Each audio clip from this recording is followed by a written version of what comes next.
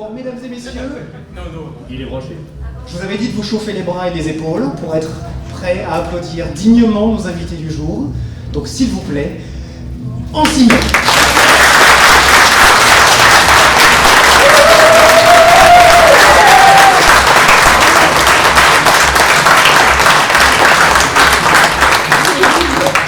Voilà, merci beaucoup. Je vais donc du coup laisser nos invités nous faire le plaisir donc on va faire comme à l'école, hein. Vous allez vous présenter, vous allez dire pourquoi vous êtes là, que vous êtes content. Voilà. Non, on va quand même pas, non, on va pas faire l'école des fans non plus, parce que personne ne verra la référence, mais vous comprendra la référence, à part les anciens, les vrais.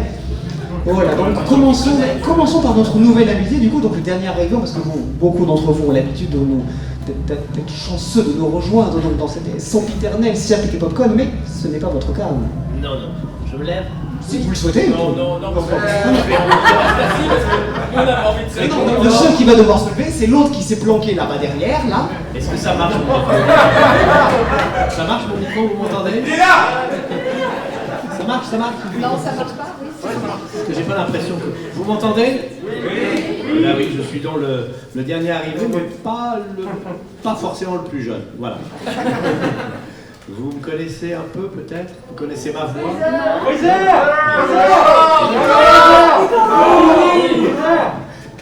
Ben voilà, ma présentation est faite. Merci, je vous aime.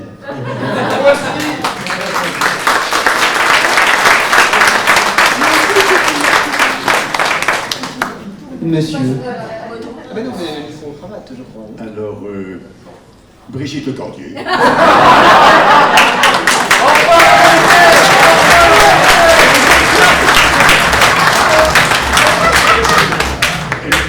La même fois. Le pire, c'est que ça marche. Bon ben oui, bonjour à tous, merci pour votre accueil, merci à tous. Je suis heureux, voilà. Voilà.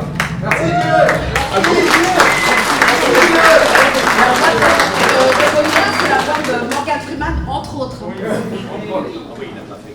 Oui, non, si on doit commencer à faire Un les listes. génial comédien qui est venu jouer à Toulouse. Ben, ça va, c'est à toi là maintenant. Je m'appelle Benoît Alman.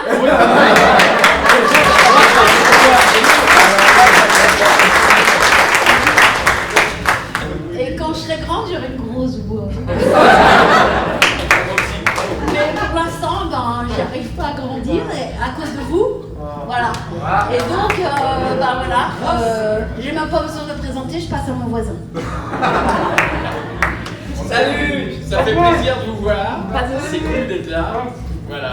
Ah, il y a surtout des fans de Dragon Ball là. Il n'y a pas de fans de Friends. Salut vous. Mais c'est de petits C'est poudous cool. surtout. Et je suis vraiment content d'être là et de vous retrouver. C'est chouette. J'ai pas aucun lieu, c'est vrai. Mais non, Vas-y, il y en a deux. vous me reconnaissez. Techniquement, il y en a deux qui ont essayé, mais ils se sont loupés. Donc. Eh ben moi enchanté, c'est Johan, et je suis aussi très content d'être là, comme à chaque fois. Et de toute façon, quoi dire de plus? On voit les amis, on se retrouve entre nous. Ça change Donc, de ton père en plus. On n'entend pas, parce que même s'il veut parler, on l'entend pas. Il va se rattraper. T'inquiète pas, il va arriver. Il a pas le choix. Bon, et du coup, Patrick, tu comptes faire acte de présence ou pas du tout? Ah non, mais il est non, on attend. Non, on attend de voir le contrat avec toi si tu acceptes d'être sa voix officielle ou pas, ou on ne sait pas. Depuis maintenant. Moi, j'ai des questions à poser aux acteurs et surtout à l'actrice. Il y a des enfants, je t'en supplie. Voilà. On peut dire sans tout bien tout honneur, puisqu'il n'y aura aucune vulgarité. Peut-être une légère grossièreté, ça. Mais pas de vulgarité. J'étais sûre que cette conférence finirait en eau de boudin. Parce qu'il y en a qui n'ont pas fini en eau de boudin. Enfin, traditionnellement, Je me souviens pas qu'il y ait eu une conférence classique. Non. Bon, le principe est là, donc du coup, ils sont là pour vous rencontrer aujourd'hui. Donc si vous avez des questions, faites donc. Oui, donc faites comme le monsieur, oui. lever la main et rappelez-vous que donc dans ce cadre en particulier, enfin cette conférence en particulier et Popcorn de manière générale, il n'y a pas de questions stupides. Il n'y a que des réponses intéressantes. Il y a des réponses stupides. Oui, ça par contre c'est possible. On Oui, est là avant ça. On en parlera après. oui, tout à fait. Voilà. Le premier garçon, là, Allez-y, là, monsieur. tout de suite, là, Oui, alors, là. juste un Attendez, peu. celui qui a le bleu. Non, non, pas lui, pas lui, l'autre. L'autre à côté. Baisse la main de ton copain, j'ai demandé la parole avant. Et je crois attendre, quoi. C'est très mal parti là. Ben non, c'est moi qui ai le micro, c'est moi qui donne. Ah bon, d'accord. Bonjour à tous. Je voudrais savoir quand on va sortir le prochain Dragon Ball Z Super. Demain? Que dire?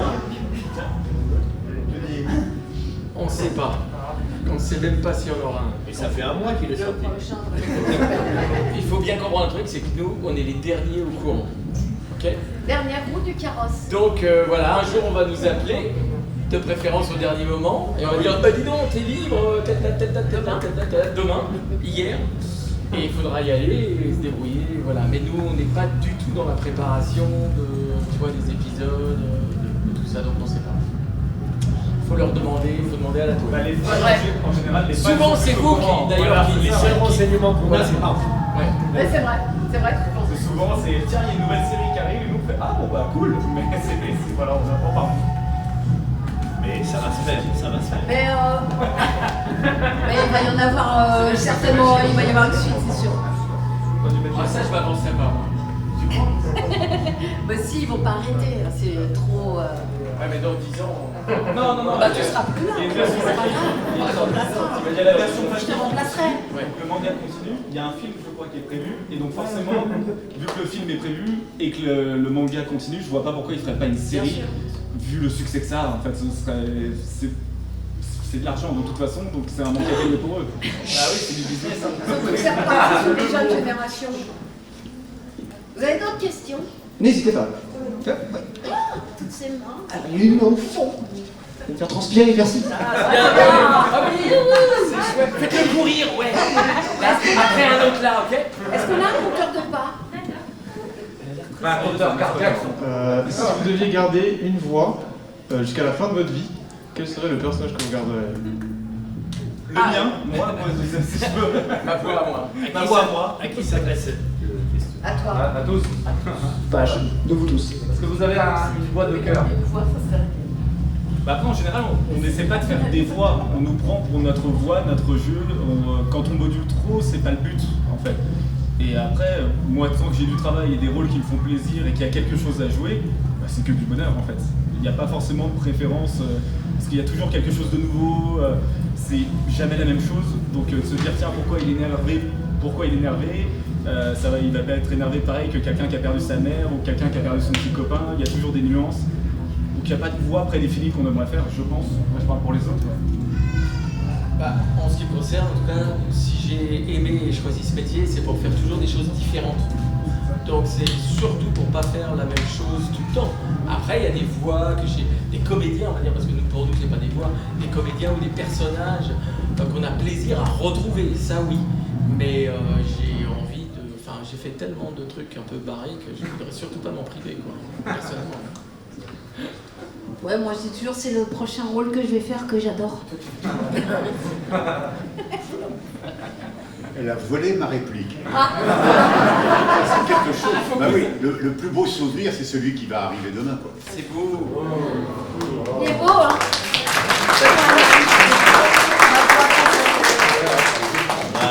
Oui, il y a des tas de voix que j'ai pu faire. Peut-être mais c'est pas tellement la voix que je préfère moi, c'est la voix de dire ah ben vous êtes plutôt la voix d'un tel, alors bon ben voilà, c'est formidable. Et dans l'occurrence, en ce qui concerne Dragon Ball, parce que j'en ai fait aussi beaucoup pour Dragon Ball, j'ai fait 4 voix différentes et disons à 80% les gens me disent Freezer et 20% Piccolo. Alors que ce que je préfère c'est Babidi. Voilà. Vous savez tout. non, ça me fait pas plaisir du tout, ça. Non, je suis pas content du tout. Voilà. Vous pouvez l'applaudir parce que c'est quand même génial ce qu'elle est en train de faire. C'est admiratif le travail. Vraiment. En plus, traduire nos bêtises, je trouve ça magnifique. Elle change même les voix, ta cousine. C'est chouette. Allez, une autre question.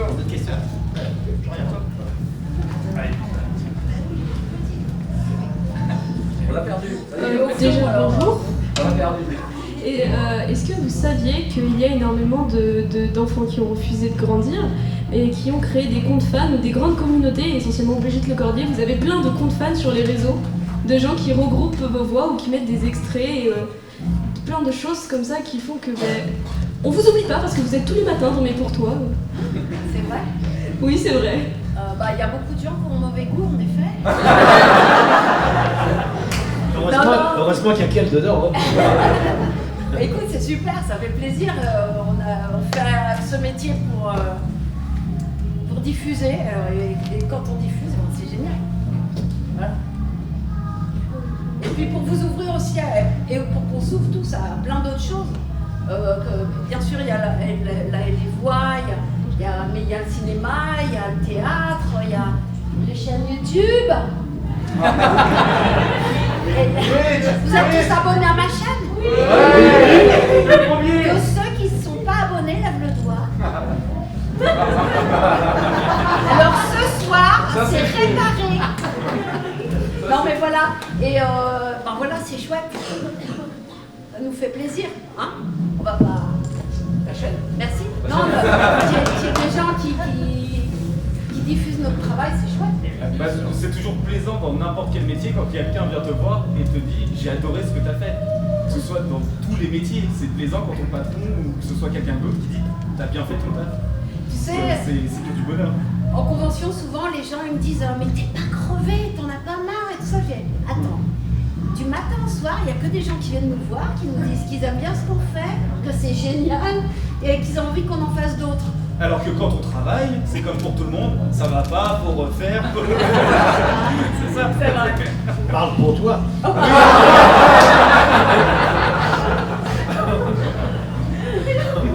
Patrick il dort en fait. Il a tout fait en fait. Est-ce que quelqu'un peut filer un coup de coude à Patrick? Vous lui donnez une question. La parole est à Patrick Borg. Est-ce que je peux poser ma question un peu débile et après je passerai le micro à vas-y, monsieur. vas-y. Il n'y a pas de question débile. C'est une question pour monsieur Benoît Alman et si c'est débile. Monsieur Benoît Alman, j'ai une question pour vous. Avez-vous déjà pris du plaisir avec un éléphant? Est-ce que tu as déjà pris plaisir avec un éléphant? Oui. Oui, et ça trompe énormément d'ailleurs. Oui, bien sûr, j'ai pris du plaisir. Je vois la référence. Hein. C'est pour bien dormir la nuit. Hein. Exactement. Moi je rajouterais, mais pas que. Parce que vous n'étiez pas né, mais j'ai fait un certain nombre d'épisodes de Babar. Où j'étais Babar, bien sûr. Voilà. Mais ça remonte, hein. On vous connaît beaucoup. Comment? On vous connaît beaucoup et vous faites partie des personnes qui ont bercé notre enfance. Ben, c'est gentil. Mais vous avez grandi quand même. Oui, avec Brigitte Lecordier. Oui, avec Brigitte Lecordier, oui. Daniel les Totis, oui. Comment? Moi, j'entends pas bien. Moi, je suis déjà vieux. Est-ce que je passe le micro au monsieur en vert, là, devant ou Il n'y a pas de retour. Ah bah oui, hein. La parole est à Patrick Borg. Ah merde. Joker, 30 secondes. À mon avis, là... C'est pas possible. Alors, si jamais il parle trop, soyez il a sympa, pas de micro, hein. vous l'arrêtez, d'accord? Parce que dans une heure, on est encore là. Bonjour, monsieur Borg. Je ne suis pas monsieur Borg. Je suis le professeur Rondenstrack. J'ai une question pour vous, madame Brigitte Lecordier. D'abord, est-ce que je vois mademoiselle qui traduit tout? Est-ce qu'il y a dans la salle quelques malentendants? Il y en a deux. Vous avez de la chance de ne pas comprendre et entendre ce qu'ils disent. Première chose. Deuxième chose, je voulais parler à Madame Lecordier, qui a commencé juste après, au tout début du cinéma parlant, son premier film, un documentaire sur les problèmes scientifiques, un très scientifique, sur les problèmes très bien traités. Je me souviens que M. Marc Le Serre, qui à l'époque jeune comédien, n'ayant pas de travail, tenait la caméra, qui était quelque chose qui traitait de la gynécologie dans l'espace. Et j'aimerais donc avoir votre point de vue, de savoir comment vous avez aimé en tant qu'actrice avoir eu la chance d'être choisi sur ce casting et comment avez-vous été choisi? Parce que j'ai étudié ça dans mon université en Autriche, avec mes élèves. Je vois que, monsieur le professeur, Merci. Van Dostraat. Je suis heureuse que vous ayez travaillé sur ce sujet qui me touche particulièrement. Je ne vous le fais pas dire. Et je vais vous dire un truc, monsieur le professeur. Dans l'espace, c'est encore mieux. Ah, je n'ai pas eu l'impression d'essayer, mais je vais écouter vos conseils. Je vous le propose. Et mon assistant ici, présent, va vous en parler. J'ai décidé de passer devant la caméra après ça, parce que ça a été tellement traumatisant, ces images. Voilà. Question suivante. Ah, ça pique un peu là, tout d'un coup. Viens, mais viens. Viens, je te laisse ma place. Moi, je vais Non. grandir, On va chercher. Non, mais je bouge pas. Faut tout faire soi-même. Quelle organisation de... C'est plus ce que c'était le popcorn, hein. Ah oui, non, pas. Pousse-toi un peu. C'est la jeunesse, C'est mieux.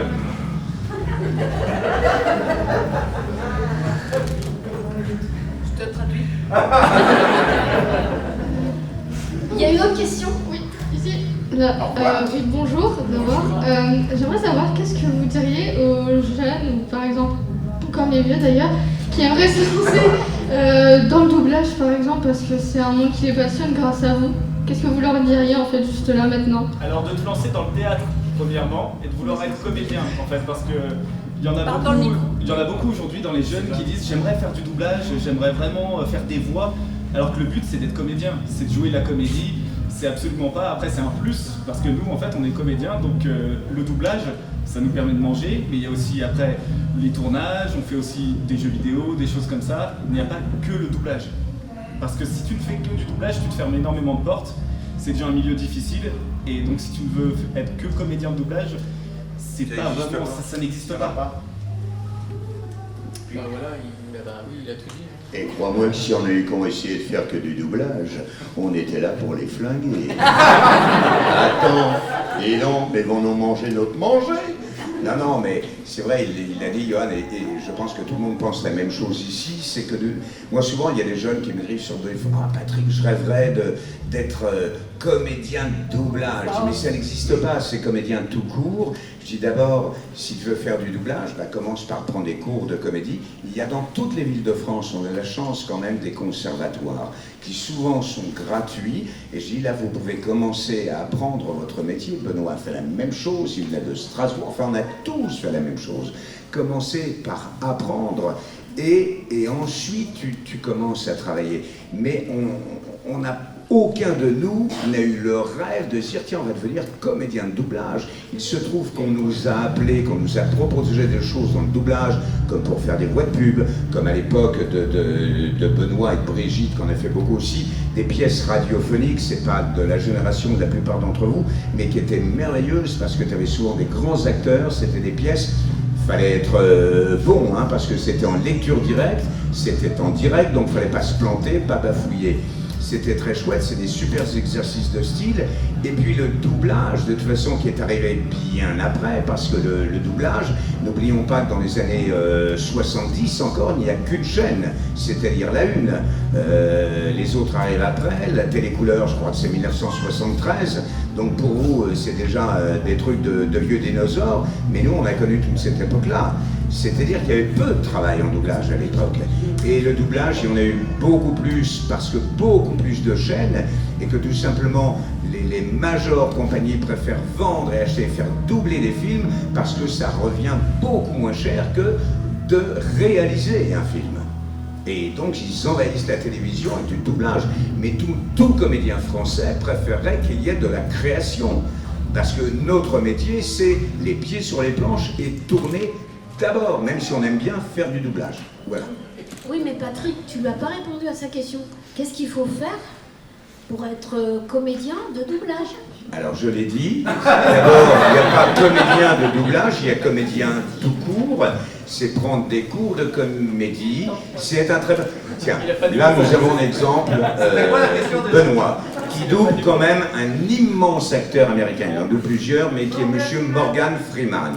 Est-ce que vous pensez, si vous n'êtes pas un comédien exceptionnel, que vous allez pouvoir doubler un comédien exceptionnel? Parce que nous, notre travail, c'est de retrouver toutes les émotions. Nous, on est dehors, c'est en toute humilité. C'est celui qui a tourné qui est la pièce importante. Et on se doit, nous, dans une langue française où la mélodie est différente, où les appuis pour les problèmes de synchronisme sont différents, de restituer au plus juste, avec beaucoup d'humilité, ce que ce grand acteur a fait. Et pour ça, croyez-moi, qu'il faut être un super acteur. J'aime beaucoup ce qu'il dit parce que...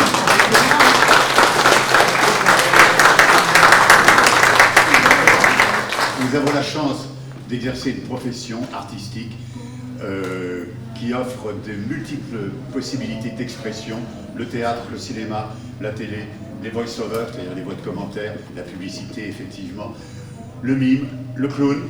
Vous avez un exemple là, elle a commencé comme clown, d'ailleurs elle finira comme clown. Donc vous voyez, et on a la chance de pouvoir s'exprimer dans toutes ces disciplines. On ne peut pas briller dans toutes, parce qu'on a chacun pas des spécialités, mais enfin des affinités, plus peut-être pour une expression qu'une autre, mais c'est une chance que nous avons dans notre métier d'avoir un éventail d'activités aussi large. Mais pour ça, il faut effectivement, comme disait Patrick, être comédien. Et quand on double un grand acteur, mais même un petit acteur, un petit rôle, on ne va pas prendre sa place à l'image. Celui que l'on sait, c'est celui qui est sur la pellicule, on est à son service. On n'est pas là pour prendre sa place. Donc vous allez au cinéma voir Morgan Freeman, vous n'allez pas voir Allman, vous allez voir Morgan Freeman. Voilà, c'est tout. Je peux dire après tout ça, vraiment, je crois qu'ils ont tous mes camarades ont très bien exprimé. Vous savez, pour être comédien, bon, il faut prendre des cours, bien sûr, il faut avoir quand même un certain don au passage, bon, au début. Mais c'est un peu comme pour le sport, on peut dire. Au sport, on peut dire, on voit des matchs de boxe, on voit des grands footballeurs, on a envie d'être footballeur ou d'être champion de boxe. Bon, mais au départ, on exerce à peu près tous les sports et on voit que dans tel ou tel sport, on est un peu plus doué et donc on va vers le cyclisme ou vers le cyclisme ou vers la boxe ou vers, enfin, je sais pas, ou le basket ou n'importe quoi. Et ben être comédien, au départ, on a envie de faire, on est plutôt un comédien physique, un comédien vocal, enfin bon, et c'est comme ça qu'on trouve un peu sa voix, et que, puis suivant les engagements qu'on a, si vraiment vous êtes pris, et les rencontres qu'on a, et si au départ vous êtes engagé dans une troupe de province, et que vous avez du travail, et que vous ne pensez pas forcément à faire du doublage. Et puis après, vous êtes amené à un copain ou quelqu'un vous dit « Mais est-ce que vous aimeriez pas faire du doublage ?»« Ah, j'en ai jamais fait, je vais essayer. » Alors vous faites un stage, comme moi j'ai fait, puisque j'en ai fait, j'ai commencé très tard le doublage. Alors vous faites un stage, et puis vous apercevez que vous êtes plus ou moins doué, et puis voilà, et puis ça part comme ça. C'est très difficile de dire comment on est plutôt spécialisé, mais ça, comme l'a dit si bien Patrick et Benoît, quand on double des grands comédiens, si on n'est pas à la hauteur, c'est quand même très embêtant. Ça, il faut vraiment, ça ne le fait pas. Il faut quand même, quand vous regardez un film doublé ou une série ou n'importe quoi, il faut que vous ayez l'impression que c'est le comédien original qui parle. Et c'est ça le secret, je crois. Donc si vraiment vous ne vous posez même plus la question en disant il n'y a pas un comédien, c'est la voix française que vous entendez, eh ben c'est gagné. Voilà. Je sais pas comment mieux vous expliquer ça. Alors, être comédien de doublage, ben voilà, on arrive, on fait plus de doublage qu'autre chose, mais il y a des grands comédiens qui ont fait du théâtre et peu de cinéma ou pas de cinéma. Et puis ça reste quand même des immenses comédiens, et puis c'est tout. Et puis il y en a qui ont fait que du cinéma, mais c'est très rare. Malgré tout, le creuset, avant tout, c'est le théâtre, suivre des cours. Voilà. J'aurais un truc à rajouter. C'est vrai, il y a ça aussi, bien sûr, pour faire du doublage, il faut avoir aller au conservatoire, prendre des cours, jouer au théâtre, etc. Mais aussi après, un truc très important, il faut savoir se vendre. Ça veut dire qu'il faut aller dans les studios, il faut aller se présenter, il faut aller dire bonjour humblement, je m'appelle machin et j'ai joué dans tel truc et tout ça quand on peut. Inviter les directeurs artistiques à venir te voir jouer au théâtre, etc. pour qu'après ils aient envie de te faire jouer, etc. Parce que notre métier, c'est quand même d'abord et beaucoup un métier de rencontre. Il y a quelqu'un qui t'a vu jouer et il fait « Ah, j'ai envie de le faire bosser sur mon prochain » et c'est comme ça que ça se fait. Ou qui t'a entendu dans quelque chose d'autre. Comment s'appelle la fille de Mélanie Laurent? Oui. Vous connaissez Mélanie Laurent? J'ai joué avec elle quand j'étais petite. Voilà. Son père est un copain, comédien, qui fait beaucoup de doublage. Mélanie, elle n'a pas fait de théâtre d'ailleurs encore, elle prenait des cours et elle commence dans le doublage. Bon, elle fait des trucs et... Ok, très bien. Un jour, pour vous dire à quel point c'est parfois des rencontres, après elle avait le talent pour le faire, elle vient pour accompagner une amie pour la présenter au directeur artistique. Elle ne travaille même pas ce jour-là. Ce jour-là, chez The Bing Brothers, elle croise Depardieu dans les couloirs. Mon gros Gérard, qui a la petite, elle est tellement mignonne, mais qu'elle est belle. Et des trucs comme ça. Il a branché tout ça, elle fait premier rôle dans un gros film, je ne sais plus lequel était le premier, sur une major compagnie américaine. Et de fil en aiguille, elle est devenue star du jour au lendemain. Alors que sans méchanceté aucune contre elle, mais je connais dans les jeunes femmes de sa génération d'autres qui avaient autant de talent, voire peut-être même plus, mais qui n'ont pas eu la chance de rencontrer. Si Brigitte Lecordier avait eu la chance de me rencontrer beaucoup plus jeune, elle serait devenue une immense star. 1m48. Alors que là, elle a pu être 1m66. Comme quoi la vie est injuste. Alors, sinon, il y a un truc extraordinaire aussi dans ce métier. Alors ça, c'est merveilleux. Je m'appelle Patrick Borg, j'arrive. Bonjour. Vous êtes la voix de mes deux, d'un petit rôle un petit peu connu, truc comme ça, vous voyez une premier rang, vous voyez une blonde fait. Bonjour madame. Vous parlez français? Non. You speak English? Petit. Can you stand up? Can you take off your mask, please? You know, you can do that. Vous pouvez faire ça, ça sera même merveilleux. Non, je déconne, c'est ma femme. C'est truqué. C'est truqué. Trop facile. Je peux le faire. Vous êtes canaille 2?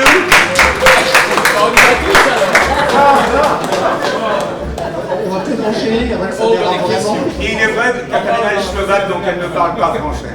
Moi, je trouve que c'était bien commencé. Et que là, ça glisse un peu. C'est ma faute. Tu vois, j'aurais dû rester là-bas. Vite, une autre question. Elle attend depuis 3 secondes.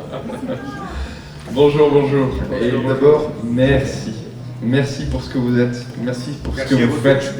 On n'a pas le choix, nous. Ouais, c'est vrai. Non, mais les conventions, on s'est rencontrés déjà beaucoup. Aujourd'hui, la pop culture, vous en faites partie intégralement. Et nous, oui, on vous l'a dit des centaines de fois, vous nous avez merci, vraiment. Donc merci. Non, il y a un grand regretté aujourd'hui qui dit beaucoup de choses, c'est le grand monsieur Éric Legrand. Oh, nous on ne regrette pas, on est très contents que je sois pas là. Non, mais qui rappelle justement ce que vous venez de dire. Je vais reprendre là, je vais enregistrer. Non, mais que vous êtes d'abord, oui, des comédiens. C'est pas une voix, c'est tout ce que vous arrivez à retransmettre en émotion, qui nous font frémir quand on regarde à la télé. Et toi, tu me regardes moi quand même. Et j'allais dire beaucoup d'humilité d'ailleurs. C'est la personne qu'il faut pour ça. Voilà, tout à fait. Il a été augmenté. Non, il en fait plus que d'habitude. Patrick Borg est un pseudonyme. Tout à fait. Mais c'est vrai que ça commence à se multiplier, on voit de plus en plus de Borg qui se placent dans le métier. Borg, des cyborgs. Il y en a 6, mais on n'est pas dans la mouille. Et donc je rebondis sur ma question. Aujourd'hui, ère actuelle, Internet, communication, etc. On vous a vu commencer avec des reportages maintenant dans une pièce, tous les uns collés les uns aux autres à lire des lignes et à être collégial et convivial. Aujourd'hui, Madame Lecordier est sur Twitch, YouTube, elle joue à Gartic Phone et à Among Us, voilà, et on a plaisir à vous voir tous les vendredis soirs également. Donc c'est un partage qu'on a en plus avec vous. Et est-ce que vous gardez des bons souvenirs? Oui, sûrement, mais de ce que vous avez fait, être collégial ensemble? Ou est-ce qu'aujourd'hui, toute la diversité que vous avez avec la technique, est plus intéressante pour vous au niveau du métier aujourd'hui? La diversité, la technique, oui, c'est intéressant, c'est bien. Mais nous, encore une fois, quand on est tous ensemble à la barre, on retrouve une des raisons pour lesquelles on fait ce métier, c'est ce sentiment de troupe quand même et de partage. Quand on faisait Friends, on était tous les 6 au micro. Ça change les choses. Je veux dire, on se motive les uns les autres, on se fait rire, on se piège, tu entends ce que l'autre fait, ça peut t'étonner, du coup tu y réponds d'une façon spontanée un peu différente. Là donc, je pense que tout le monde est plus ou moins au courant, on a fait le truc sur Friends. Moi j'ai eu la chance, je suis le dernier à avoir enregistré. Donc j'ai entendu mes copains, ce qu'ils avaient fait avant, mais on a enregistré tout seul. C'est quand même dur de faire Joey qui fait des blagues et des machins, je suis tout seul devant mon micro. Salut les copains, ça va? Et même pour le produit, il n'y a personne qui te répond. Pour nous, c'est terrible, c'est un crève-cœur quand même. Et même on imagine la réponse pour trouver le ton pour savoir comment répondre. Alors, quant au bonheur et la joie de se retrouver. Alors, j'ai commencé tout petit, j'avais 10 ans. Avec mon Marco, puisqu'avec Marco, qui est plus jeune que moi, mais nous étions tous les deux à l'école des enfants du spectacle. Ça fait donc 50 ans, il est arrivé, il avait 6 ans, j'en avais 12. Tu vois? Donc, pour moi, Marco, c'est comme mon frangin. Jusque-là. Jusqu'à Dragon Ball Z, ma vie de jeune comédien se passe de façon merveilleuse. Après, je rencontre Brigitte Lecordier. Suite à ça, 10 ans de psy. Et j'en suis toujours pas sorti. Des tics, des trucs, en fait. C'est pas simple. Non, c'est que du bonheur. J'ai essayé de lui apprendre son métier. Voilà. Elle a essayé, elle n'y est pas arrivée. Beaucoup de mal. J'étais toujours un mauvais élève. Mais aussi la différence aujourd'hui, c'est que quand on est... Ouais, laissons un jeune parler. Non, mais c'est surtout, on l'a pas relevé, mais quand on est tous ensemble, déjà ça nous permet de se répondre, tout simplement. Mais aussi il y a des moments où on attend parce que l'autre fait son rôle, etc. Ça nous permet de mieux voir le produit que l'on fait. Ah oui, ça c'est parce que aujourd'hui, comment les autres travaillent, de voir d'autres parties de l'histoire où on n'est pas dedans que l'on voit, alors qu'aujourd'hui on arrive, on fait notre personnage, et on s'en va. Donc il y a plein de moments de la série du film, tu ne connais pas les tenants, les aboutissants, c'est pas pareil en fait. Je te passe le micro tout de suite. On apprend beaucoup en écoutant et en regardant ces aînés. Moi j'aimerais avec des gens comme Jacques Thébault qui était la voix de Steve McQueen, enfin tous ces vieux de la vieille. Et croyez-moi que grâce à eux, j'ai appris beaucoup, comme avec des gens comme avec Benoît, qui sont des générations qui étaient là avant nous, même si Benoît, toi tu as commencé un petit peu plus tard le doublage, puisque j'ai commencé étant gamin, mais peu importe, pour les jeunes qui démarrent dans ce métier, des gens comme Benoît sont, et je le dis en toute humilité, sont des références de jeu. Ce sont des références de jeu, mais lui aussi, mais lui je l'aime pas, donc j'en parle pas. Lui je l'aime pas, attends, c'est quand même Freezer, c'est mon fidèle ennemi. Oublions les comédiens. On ne peut pas travailler les uns les autres sans se regarder dans les yeux. Ça, il n'y a aucun problème. Et se toucher, on ne peut pas. C'est la vie, c'est comme ça. Mais il ne faut pas oublier une chose. En doublage, comme à la radio, il y a un ingénieur du son qui est là. Et nous ne pouvons pas travailler sans un bon ingénieur du son. Car lui, il a dans le casque la musique, le son original, anglais, américain ou chinois, tout ce que vous voulez.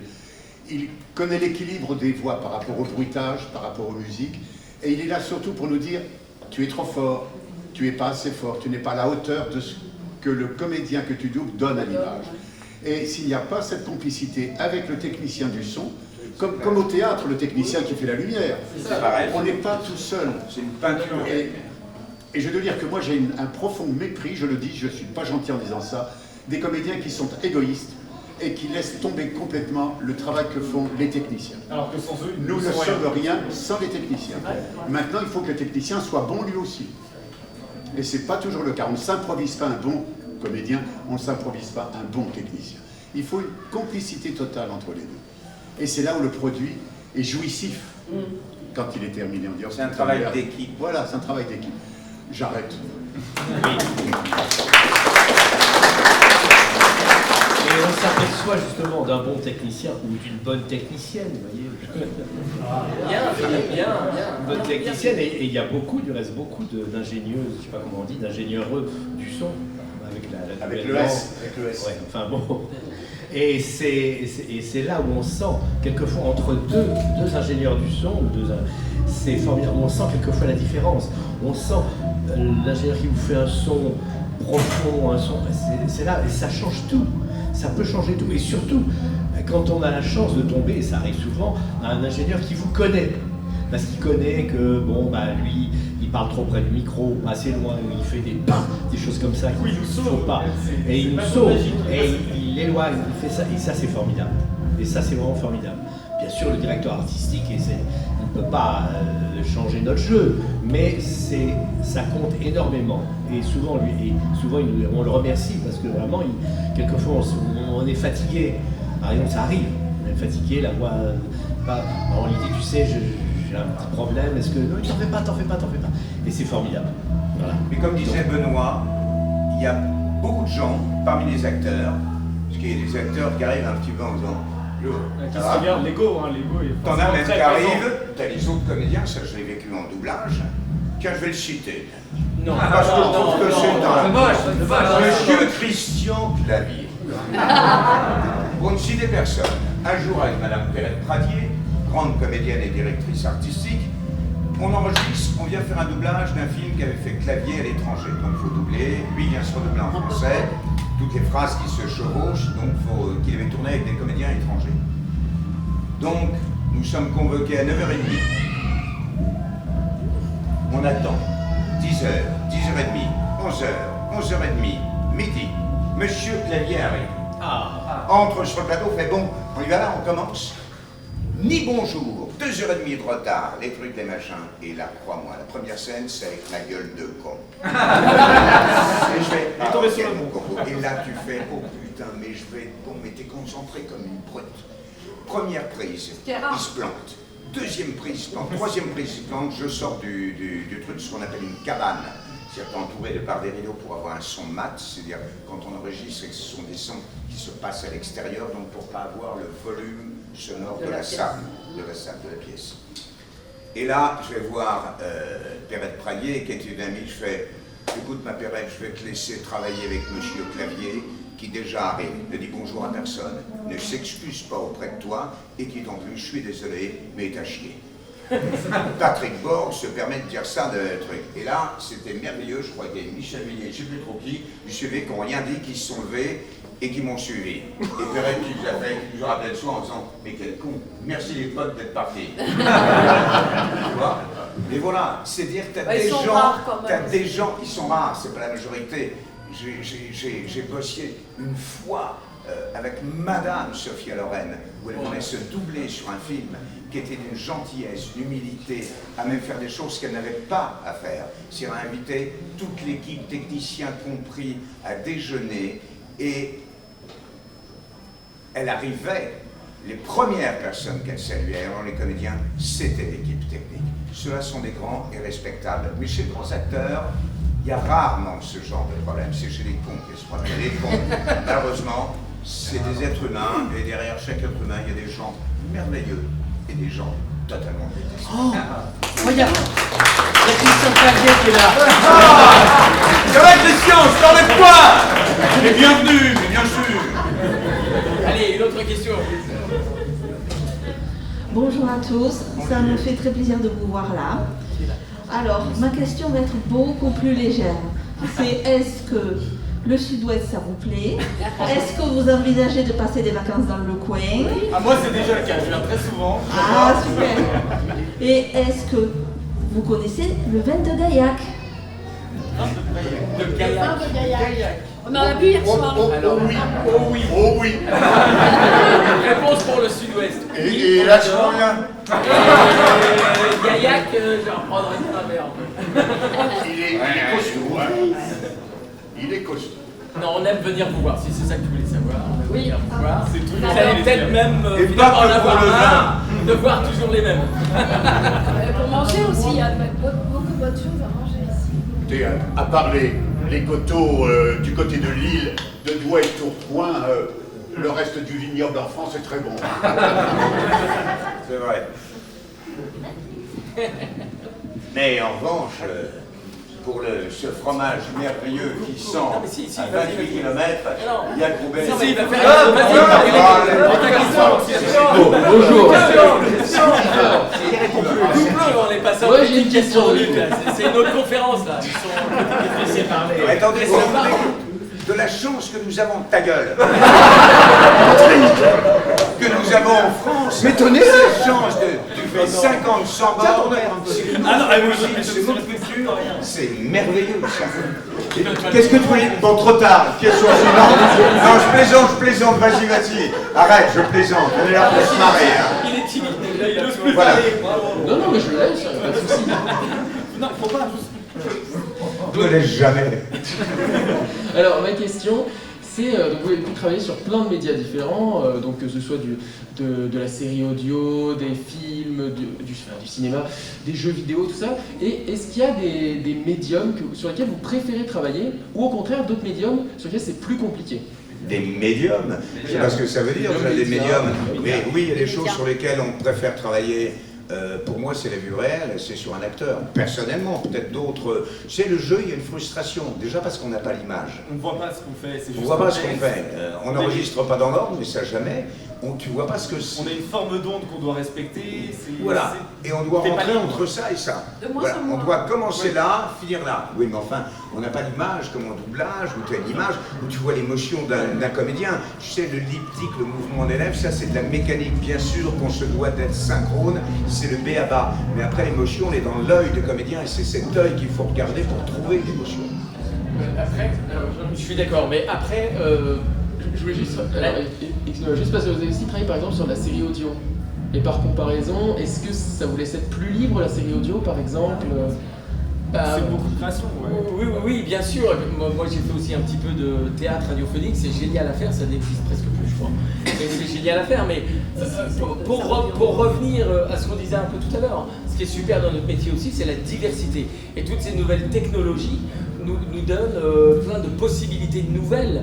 En ça, c'est vraiment intéressant. Après, oui, on peut avoir des préférences. C'est vrai que doubler une belle série sur un bel acteur, un beau film cinéma bien filmé, c'est extraordinaire. Tu as l'impression de vraiment participer au film.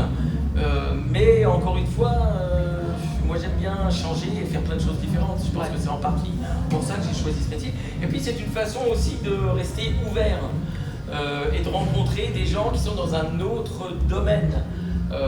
Moi j'ai fait pas mal aussi d'habillage télé-radio, je fais la voix antenne d'MCM par exemple. C'est une ambiance tout à fait différente que même la pub ou le livre audio, c'est pas les mêmes gens. Et c'est vraiment un des avantages de notre métier, c'est de changer comme ça d'univers à chaque fois. Et pour moi c'est très très important. Je vais tous vous torturer. Oh non. Qui aime Dragon Ball Z ici, levez la main. Ah, vous êtes beaucoup. Non, je vais pas hurler caméra. Ah non. Justement, c'est pire. Alors c'est l'heure de la sieste. Hein. Qu'est-ce que vous pensez? Mettez-vous dans la peau d'un acteur. Est-ce que vous préférez doubler Charlie Sheen ou des grands acteurs que j'ai eu la chance de pouvoir doubler ou hurler Kamehameha? Posez-vous la question. Même si ça vous a fait rêver et que c'était votre truc, est-ce que tu imagines entre un truc que tu découvres et tu vas... Eh ouais, bon d'accord, on a faut que je fasse bonjour madame, comment allez-vous? Si tu suis la musique, ça va être bonjour madame, comment allez-vous? Comme tu veux, c'est juste impossible, tu ne peux pas. Donc bien évidemment, un acteur ça va plus loin. Maintenant, je dis pas que le dessin animé, je n'aime pas. J'adore le dessin animé. Et surtout, ouais, mais parce qu'on fait plus que ça. Donc ça l'intéresse, bien évidemment. Il n'y a plus que le dessin animé. Mais non, mais ce que je veux dire, c'est génial aussi le dessin animé, mais quand tu doubles un acteur où tu as des émotions, parce qu'un dessin animé, de toute façon, les émotions, elles ont été créées. Par qui elles ont été créées? Par le premier qui l'a doublé. C'est-à-dire que ce soit le japonais, les trucs, après il y a un dessin qui démène l'émotion. Mais la voix, tu fais la voix que tu veux, puisque c'est une création. Un comédien que tu doubles, c'est pas une création, il y a une voix, il a un jeu. On aurait dû te crémationner, toi, très jeune. Oui. Création, je suis dyslexique. C'est là où j'ai raison souvent de dire qu'il dit vraiment n'importe quoi.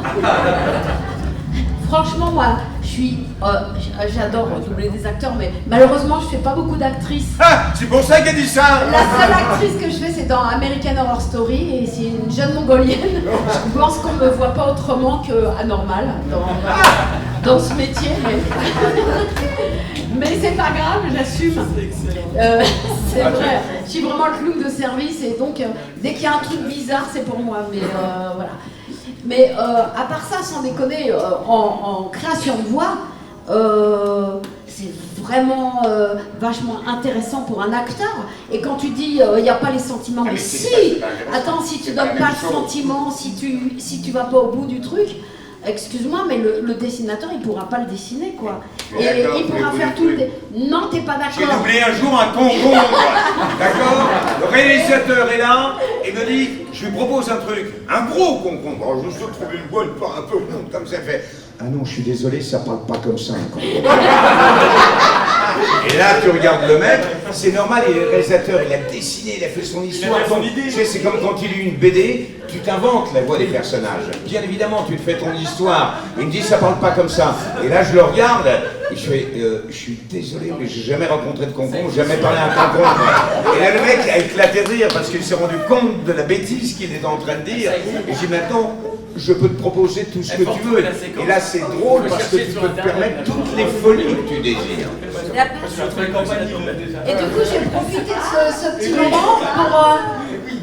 Je vais profiter de ce petit moment pour faire une petite pub. Brigitte Yes, le Cordiesque. En fait, en ce moment, je fais une création de voix justement sur France Inter. Elle fait sa pub, là. Ouais, mais il faut, si vous avez des enfants, sans blague, c'est vachement bien. C'est en accord avec le Muséum d'Histoire Naturelle. Et c'est comment survivre quand on est un petit animal dans la nature. Et le narrateur, c'est Denis Chessou, qui fait CO2, Mon Amour et tout ça. Et moi, je fais toutes les bestioles. Et ben, je vais te dire, Patrick, je m'éclate. Je fais une araignée, un ver de terre avec plein de terre dans la bouche, etc. Et je m'éclate. Voilà. Je parlais de préférence. Oui, on devient comédien parce qu'on a une référence, on va avoir un acteur ou une série ou quelque chose qui va nous attirer à la base, un peu comme tout le monde, c'est-à-dire qu'il va y avoir des fans de séries, des fans de dessins animés, et donc forcément, toi ça va plus être le cinéma qui va te faire rêver, d'autres ça va plus être de l'animation. Ouais, mais c'est une question de préférence aussi. Les histoires de goût. Aussi. Et de dégoût. Par exemple, j'ai toujours été le dégoût de Brigitte Lecordier. Ça, c'est vraiment... Je voulais peut-être, si vous m'autorisez, monsieur Bord. Oui, mes chers amis. Je n'ai pas, moi, la grande expérience de mes camarades. Je les trouve admirables dans tous les dessins animés, dans les mangas, etc. Parce que je ne dis pas que ce n'est pas mon univers, mais j'ai jamais été confronté avec des grands mangas à doubler, à part quelques-uns. Bon. Je voulais revenir au théâtre et à la synchro. La synchro, on travaille, ou à la télévision, quand on tourne, on travaille pour des spectateurs qu'on ne voit pas. On ne sait pas quelle sera leur réaction, etc., etc. Au théâtre, c'est différent. Au théâtre, on arrive, le torchon se lève, le rideau, on démarre la situation à +5 en puissance, et on doit aller jusqu'au bout, au bout d'1 heure et demie. On doit amener les spectateurs jusqu'au bout. Donc, toutes les émotions que vous ressentez, toute la connaissance psychologique des personnages, etc., vous êtes obligé d'aller jusqu'au bout. On ne peut pas revenir en arrière. Au cinéma, on revient en arrière. À la télé, quand on double aussi au cinéma, on revient en arrière. Là, on ne peut pas. Et c'est là où le jeu est extraordinaire. Parce que c'est un challenge, en fait. Il y a des soirs où on est mauvais. Il y a des soirs où j'ai été à chier, je le reconnais. Mais quelquefois, vous sortez de scène en disant « Putain, j'étais pas bon ce soir ». Et il y a 2 copains qui disent « Bah dis donc, qu'est-ce que tu as fait, c'était formidable ». C'est vrai. Parce qu'on ne sait pas, C'est subjectif. plus ce que l'on a fait, si on était dans les rails ou pas les rails. Mais ça t'appartient pas. Mais le challenge, c'est les spectateurs et le plaisir que vous leur avez apporté, parce que ils nous le renvoient tout de suite. À la télé, en doublage, non. C'est quand on vous rencontre dans la rue, vous nous reconnaissez, et vous, comme ici, vous témoignez de votre reconnaissance et affection, quelquefois. Mais il faut qu'il y ait cette rencontre avec au théâtre, c'est immédiat. C'est le soir, c'est les applaudissements. Voilà la grande différence. Moi, j'ai une grande préférence quand même pour le théâtre. Bien évidemment. Avec le grand Sébastien.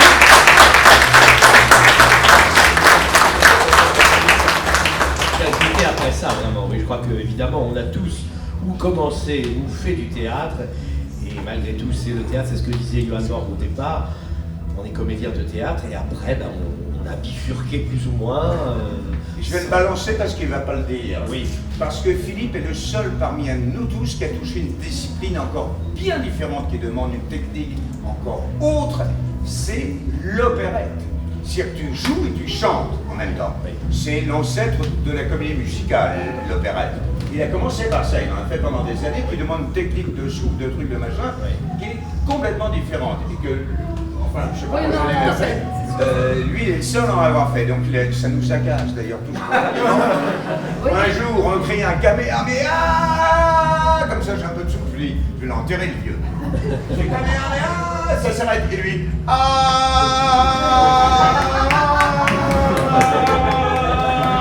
j'ai le temps d'aller déjeuner, de revenir, il le faisait encore. Un souffle, mais à couper le souffle, quoi. Non mais c'est vrai qu'il est incroyable.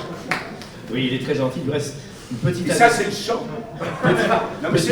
Petite anecdote du reste qui me rallie à Patrick.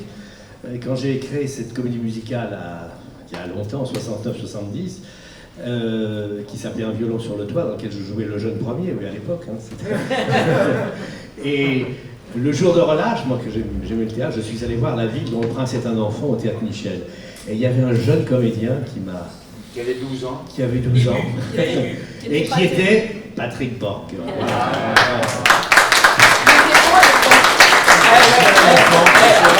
l'ai connu à l'école, il avait des boucles blondes. Et il avait pas une grosse voix, j'ai vu une émission de lui, je fais oula, mais c'est pas mon père ça. Il fumait beaucoup moins. On m'appelait au téléphone jusqu'à l'âge de 17-18 ans. À l'époque, t'as pas de portable, c'était les téléphones avec le cadran. Maman avait une boutique où elle faisait de la corsetterie médicale, elle vendait des douces sous féminins. Et de temps en temps, je décrochais en disant « Bonjour, Madame Borg ». Le truc comme ça. Non, je suis sans fille, j'avais une voix de gonzesse. On m'appelait Mademoiselle au téléphone. Ce qui me gonflait à 18 ans, ça me gonflait. C'est pas vrai. Avant de muer, ouais. Ah bon? Non, mais j'avais quoi? Il a mué. Tiens, vous pouvez regarder sur YouTube. Il y a un fan qui m'a envoyé ça, je présentais un dessin animé de mon père qui s'appelait Watou Watou Super Bird sur Écran 2. On trouve ça sur YouTube, il paraît. Et j'ai 19 ans. Ah, moi ça m'a rassuré. Vraiment, je me suis dit, bon ça va, j'ai le temps. J'avais une voix hyper légère. Moi j'ai pas vu. A priori, malheureusement, on va manquer de temps pour une question supplémentaire. On a dépassé le temps. Et alors, je vous invite à voir tout bientôt. Nous avons fait un petit court-métrage avec mon grand Seb, où on fait Don Quichotte. Donc bien évidemment, il était plus grand, donc il a fait Don Quichotte, et moi j'ai fait le petit gros sur l'âne, l'autre. C'est vachement bien. Non, je déconne, c'est pas vrai, ça n'existe pas. Ils vont tous chercher avec Maintenant, tout le monde va Ils vont demander. chercher, mais c'est ça qui est drôle. Ils vont chercher, mais merde, ils nous racontent des conneries, je ne raconte que ça. Bon. Mesdames et messieurs, merci beaucoup pour votre présence. Merci de remercier nos invités. Ils seront encore en dédicace, ils vont faire leur temps.